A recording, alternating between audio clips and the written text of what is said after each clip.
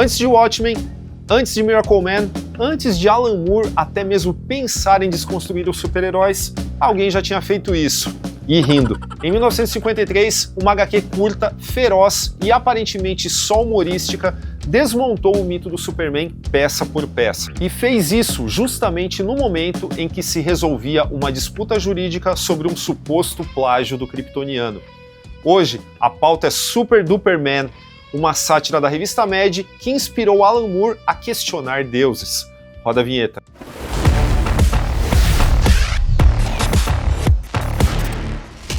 Super Duper Man foi publicado em 1953 na revista Mad, criada e editada por Harvey Kurtzman com arte do super desenhista Wally Wood. E é importante lembrar, a Mad desse período não era apenas uma revista de humor, ela era um projeto editorial com uma missão clara: desmistificar os pilares da cultura pop norte-americana. Kurtzman acreditava que nenhum ícone deveria ser intocável, especialmente aqueles tratados como modelos morais absolutos. E o Superman, arquétipo máximo do herói perfeito, era o alvo ideal. Mas Super Duper Man surge em um momento muito específico da história dos quadrinhos. Naquela época, a National Comics, que mais tarde se tornaria a DC, movia um processo contra a Fawcett Comics, alegando que o Capitão Marvel, hoje conhecido como Shazam, era um plágio direto do Superman. Esse processo já vinha se arrastando por anos e é óbvio que foi o sucesso do Capitão Marvel, que vendia mais do que o Superman, a verdadeira motivação por trás dessa ação judicial. E é nesse contexto que Kurtzman fez algo brilhante. Ele não satirizou apenas o Superman, ele colocou o personagem contra sua própria cópia legalmente contestada. Superman virou Super Duper Man, brincando com a hipérbole já no título. Clark Kent virou Clark Bent, muito longe de ser um repórter competente, já que aqui ele é só o assistente do copy boy, o cargo mais baixo dentro de uma redação de jornal. E Lois Lane virou Lois Payne, que sente um prazer cruel em humilhar o pobre Clark. Na sátira, a cidade é ameaçada por um monstro desconhecido que deixou um aviso sobre onde e quando roubaria um cofre. Quando esse vilão é revelado, temos nada menos que uma paródia do Capitão Marvel, aparecendo como Capitão Marbles. A história já começa exagerando bastante nos clichês do universo do Superman, textuais e visuais, como a diferença entre Clark e o Super e o desdém da Lois por ele, apresentando depois o Capitão Marbles com um símbolo bem reconhecível no peito, ao invés do raio tradicional. E nesse momento, ele revela que sua motivação agora é apenas dinheiro. Afinal, por que alguém com superpoderes não deveria lucrar se aproveitando dessa condição?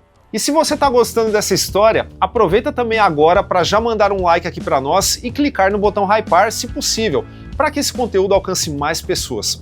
Se você não se inscreveu ainda, dá essa força pra gente, por favor, e marca o sininho também. Voltando pro Super Duper Man, através do humor, Harvey Kurtzman injetou cinismo no mundo super-heróico, cerca de 3 décadas antes das grandes desconstruções que chacoalharam a indústria de quadrinhos nos anos 1980. Fora que, de uma forma bem mais sutil, ele citou quais eram os reais motivos por trás da disputa jurídica entre o Superman e o Capitão Marvel. Aliás, tem um podcast nosso no Spotify só sobre esse assunto, vou deixar o link aí na descrição caso você tenha interesse. Pois bem, apesar do humor escrachado, havia ali uma reflexão interessante não só sobre o Superman, mas sobre o conceito de uniformizados e superpoderes de uma forma geral.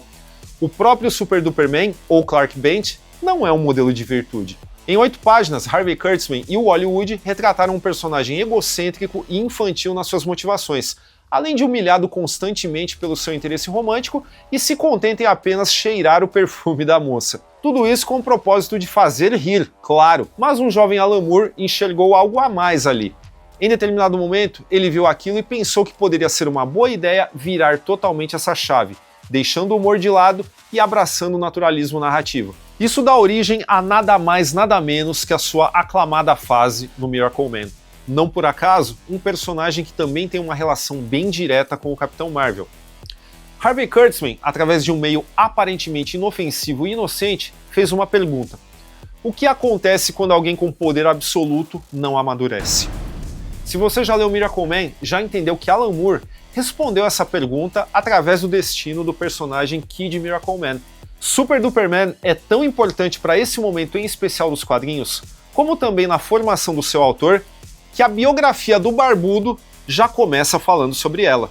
Ele já deixou claro em várias entrevistas o impacto da Mad e de Harvey Kurtzman em sua formação. Mas Super Duperman é um ponto-chave.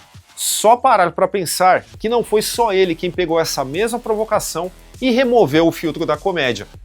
Tudo aquilo que hoje associamos à desconstrução dos super-heróis já estava ali.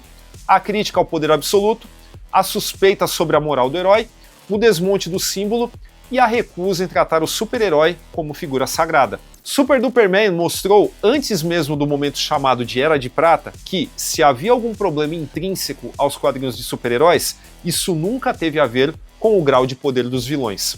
A HQ de Harvey Kurtzman e Wally Wood nasceu como tiração de sarro, mas teve um efeito inesperado, criando uma reflexão sobre poder absoluto. E Alan Moore entendeu isso. Gostou do vídeo? Já conhecia essa HQ? Comenta aí pra gente saber o que você acha dela, assim como dessa história toda que ela gerou. Compartilha com seu amigo ou amiga que curte esse tipo de curiosidade e conheça nossos outros conteúdos sobre a Mad e Harvey Kurtzman aí nos links sugeridos. Acesse também nossa campanha de financiamento coletivo e recorrente no Apoia-se e veja se você tem interesse em ajudar a gente ainda mais. Muito obrigado pela atenção e até mais!